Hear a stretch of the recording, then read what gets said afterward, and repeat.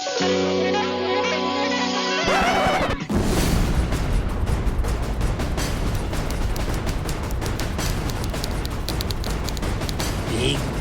day. Big day, buddy.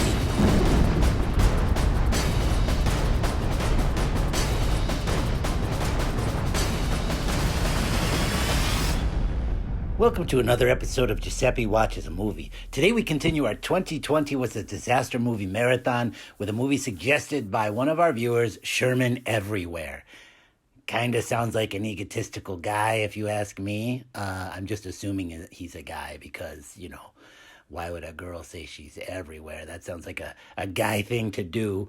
But anyways, Sherman Everywhere has requested that I watch Cloverfield.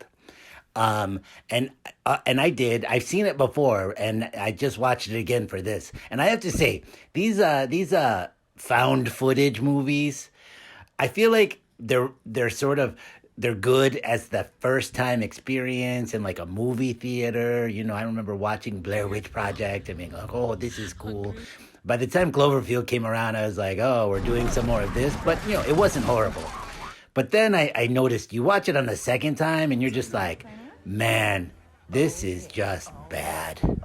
Like, okay, yeah, it's a disaster movie and, aliens or whatever come and they're destroying New York City because, everything has to destroy New York City. I swear, in all of these disaster movies that I've watched, I feel like somehow they've got to work in New York City. Like, I'm surprised Ernest didn't go to New York City and his camp was in New York City and he destroyed it. And I'm surprised the Towering Inferno was in San Francisco and not New York City. Like, that's the sequel or something, but always destroying New York City. So yes, Cloverfield, they're destroying New York City once again. And you just notice the little things like, oh, isn't it convenient that this one guy happened to be videotaping everything in, a pretty cinematic narrative? Or did someone edit this footage? Because they play it off like, this is what we found, and here you go.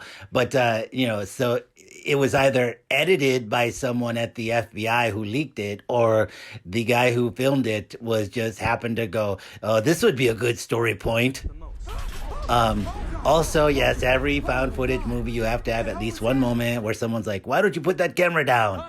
And, the more you say it, the more it makes sense. I mean, I've never been in a city being attacked by aliens, but I feel like not being a professional journalist, I probably wouldn't be like, I must document this for all the world to see.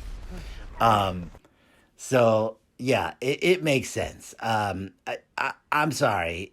Big aliens chasing me, I'm not going to be like holding the camera up. I'm going to be hauling ass out of there. But apparently not this guy. Apparently this guy is like, and even better, he's like the goofball. You think the goofball is going to be like, oh, everyone's going to want to see this later. I'm going to keep this camera rolling. That's another thing. What's the battery life on this camera like? Like, seriously, I might need to get one of those because this was all from like the night before all the way to the next morning. Yeah, there's cuts here and there, but not apparently a lot of them. So, that must be a high quality camera right there. Another thing that's high quality is that guy's cell phone. The one who's trying to get to his like girlfriend and, or the girl he loves. And I don't know. I kind of zoned out a little bit there, but I did notice he kept trying to call her. Now, first of all, getting cell phone reception in New York City is not always easy. Getting cell phone reception in the New York City subway system, near impossible. Getting cell phone reception in the subway system during a crisis like this, actually impossible. But somehow this guy was able to get through with like a battery he just got out of an electronics store and get through to his girlfriend in the subways. And yeah, as a New Yorker, I'm just like, I gotta call bullshit on this one. I gotta call bullshit on a lot of these things. I mean, the more you watch this, the more you nitpick it and go, now that's not believable whatsoever. I mean, I get trying to save your girlfriend or the girl you love or whatever, but you go up and you see the building like tipped over. Oh shit.